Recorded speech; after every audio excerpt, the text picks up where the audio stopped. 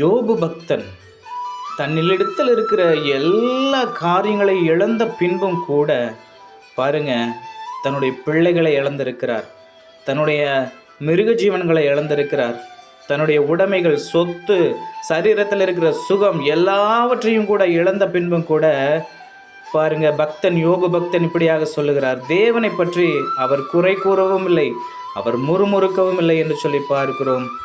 யோபு பக்தன் இப்படியாக சொல்லுகிறார்.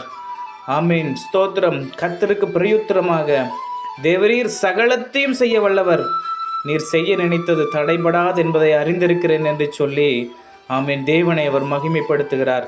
தேவனை அவர் குறை கூறவில்லை, அவர் தூசிக்கவில்லை. கர்த்தரால் சகலத்தையும் செய்து முடிக்க முடியும் என்பதை அவர் நிச்சயமாக விசுவாசித்தார். தன் சகோதரர்களுக்காக ஜெபித்தார். கர்த்தர் யோபுவின் சிறையிருப்பை மாற்றினார். யோபுக்கு இரட்டத்தனையான ஆசீர்வாதங்கள்